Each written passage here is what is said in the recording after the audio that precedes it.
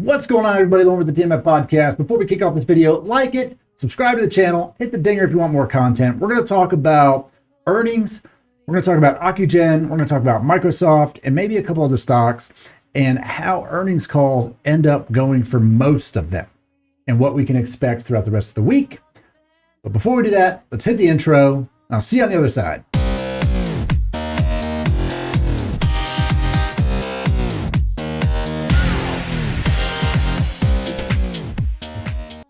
What a day, what a week in the stock market. Such a crazy week. We had some big momentum movers. We had a lot of things happening. And I want to talk about a couple of them. First and foremost, let's talk about Tesla. I'm going to pull Tesla up here and then we're going to put it up in the background because holy hell, Tesla's on a rampage, right? Look at Tesla go. Now that spike, let's be real, that wasn't real. But Tesla went from 800s to almost $1,100. 1094. That's an insane move. What's also equally insane is how Tesla affected the rest of the entire market. That had to do with the S&P and the Qs and technology stocks in general. Tesla has acted like a child carrying a blanket up and down all over the chart. We've seen it just rocket up and the SPY goes up. We see it rocket down, the SPY goes down. Is also dragging stocks like NEO with it, like Lucid, stocks that are in the same category, but completely separate companies. I didn't even look at Nikola. Look at that, same thing. Nikola moved the same way, exactly as Tesla, just because they're in the same industry. In this, they're basically making electric vehicles. Tesla is on a tear. Where does it go from here? We're in uncharted territory. It's anyone's guess. If you're playing Tesla, it's super volatile. The options chains move like crazy. If you're buying shares, more power to you. But Tesla's up because Hertz announced it was going to buy 100,000 vehicles. How long is that going to take to get out there? Who knows? It takes individuals like 3-4 months to get a car. I can't imagine them delivering 100,000 cars inside of a 2-year time frame. But Tesla's impact on the market is enormous. Enormous. Now, let's move on to the next one.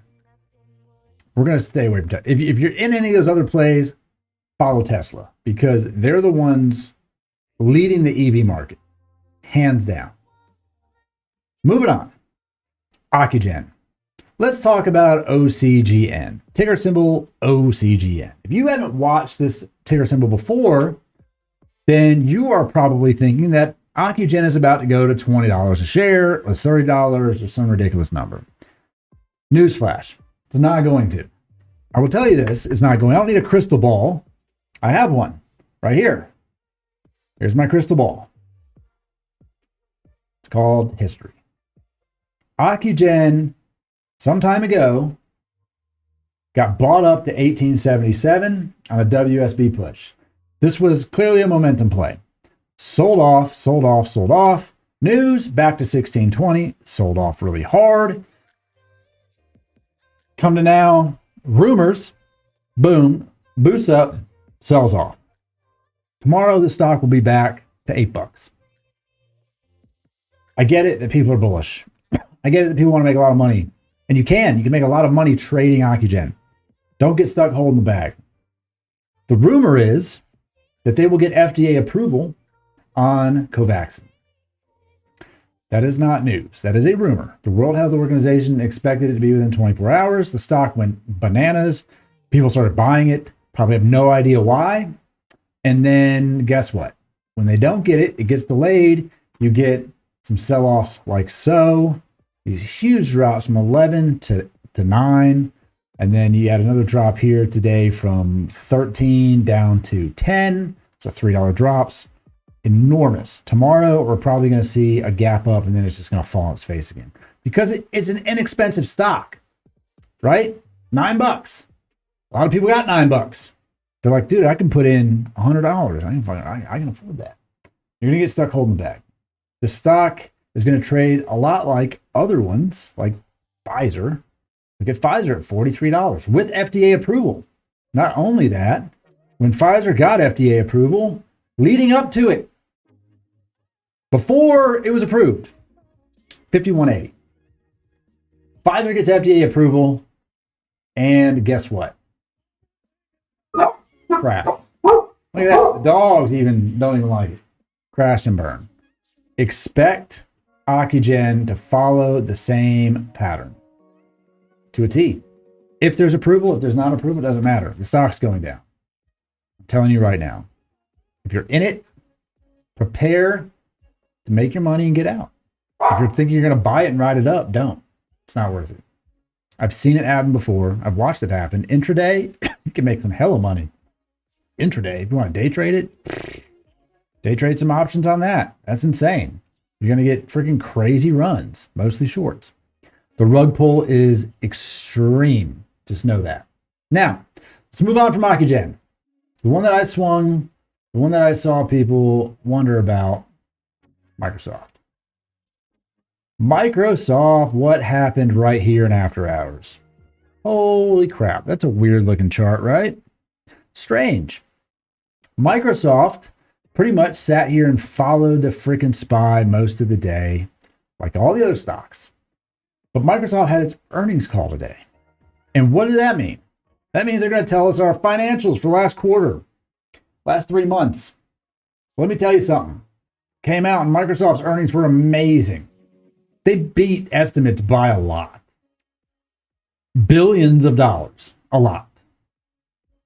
And what we saw was a spike and then a sell-off back to where it was kind of closed at. And then I was reading through comments and I'm like, oh, here we go. People think Microsoft's about to tank. It's not.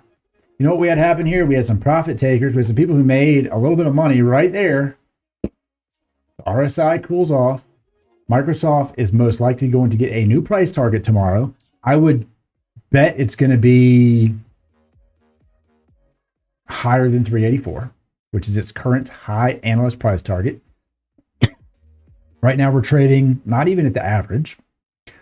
I bet it's going to get a price target over 400 on the high side. The low side is going to go up, and Microsoft is going to gap up in the morning. I'll bet we'll have a little bit of a dip because people are going to take their profits in the morning. And then we're going to see Microsoft hold the line and slowly creep up and start this quarter over. A lot of stocks do tend to sell off on earnings. Good, bad, doesn't matter. They go down. Why do they go down? Well, when we look at the market as a whole, throughout the quarter, we as investors, retail investors or institutions, we basically place bets by buying stock and investing in these companies that they're doing well. That their sales are good, their overhead is good, their revenue is good, everything is good within the business. And it's going up, right? We're just like, yeah, we're buying it, we're feeling good about it, they're buying shares, going up. And then what happens is we get the earnings report and we're like, they did good. Cool. Cha-ching, cash out, stock goes down, we start over. After earnings, they take their money and they go, what do we want to bet on now? This is all theoretical. Makes the most sense to me. Some people bet on the same stock. Some people bet on different stocks. They take their money and they move it. And that's why we see it dip. And then we see it bounce. We also see stocks that do really bad on earnings, like Snapchat. And Snapchat tanks. And then it takes other technology stocks with it. And what happens there is they bet on it and they're like, I think it's going to, the earnings are bad. Take my money elsewhere. This company is not worth it. They're not going in the right direction. I don't want to be a part of it. They take their money and it goes down. That is generally why these stocks tend to go down after earnings. Now, in the case of Microsoft, I think Microsoft's going to be okay because the earnings beat was so incredible. Now, if you just barely made it, you just kind of make it at the edge of earnings that are okay, you might open up probably a little red. And that's okay. It's okay. Look, we can look at AMD. I didn't see AMD's earnings report. I'm going to pull up their chart, and we can see a little sell-off. Sell-off into the bell, sell-off after the bell. It's not a huge sell-off. I mean, not even 1%. It's not that bad. Let's see if we can pull up their earnings real quick, and we'll just throw this one into the mix. 1 second here. Let's just AMD. It's not pulling up their earnings profile for some reason. EPS was 66.96. Doesn't show me. Oh, so frustrating. All right, let me pull it up. All right, here we go. AMD, right here. The EPS 0.67. It's a beat 0.73. It's up all around, right? Revenue's up. They expected it to be 4.11 billion. It's 4.31 billion. That's a good chunk. Their growth 54%. Surprise 4.9%. Guidance up. That's very good. Very good news. If I go down, I think Microsoft. There's Microsoft. Microsoft EPS 2.06. The beat 2.27. Revenue 44 billion to 45.32 billion, up 22%. And then the growth, yeah, I mean, up overall is impressivo. So you get a stock like AMD that did well. Expect a little bit of a drop. And then we'll see if it rallies up to all-time highs. Now, how does that affect other stocks like the SPY or the Qs? We're going to see those gap up as well because these trusts are made up of all of those other companies. So if you're in these, expect them to rally as well. I'm swing trading other stocks, which is Bbby, which is not doing well.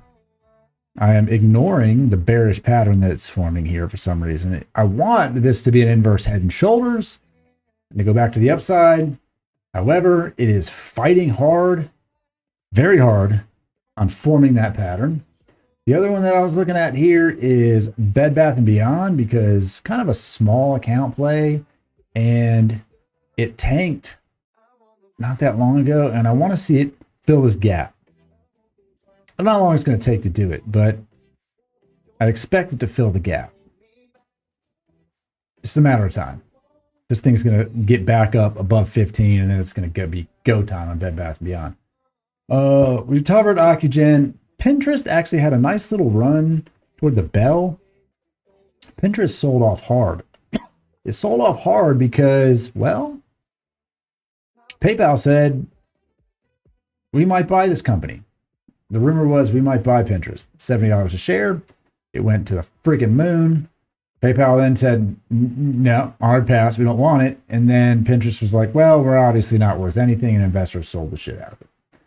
Pinterest has never been an acquisition play. It's its own entity. It doesn't need to be acquired to be worth value. It's traded higher than this for quite some time. So it should fill this gap. Pinterest long-term, especially going into the holiday season, is a solid play. Anything else that's worthy? Not really. Nothing else on my list that's really noteworthy to talk about. So, if you enjoyed this video and you want me to look at other stocks or comment on anything else, leave some comments. I'll do my best to answer them. I do live stream. I try to do it every day. Some days I won't be on there as long. Other days I'll let it just run all day. Join the live stream. It's completely free. And I call out plays from all over the place. Different Discords, different traders. I follow some other stuff in the news. You can see what I'm doing. It's not financial advice, but you could potentially make yourself some money. So, till next time, check out the link at the bottom. There's some links to Robinhood, WEBULL if you want to start trading your account. Want to try lowering options. There's also maybe a link to Team Bull down there. I like those guys on the Discord. And some merch. You can check out my new Freddie shirt. You can check out some Biden shirts, some Christmas shirts, some workout shirts. If you want a custom shirt, hit me up. Till next time, I'll see you guys later.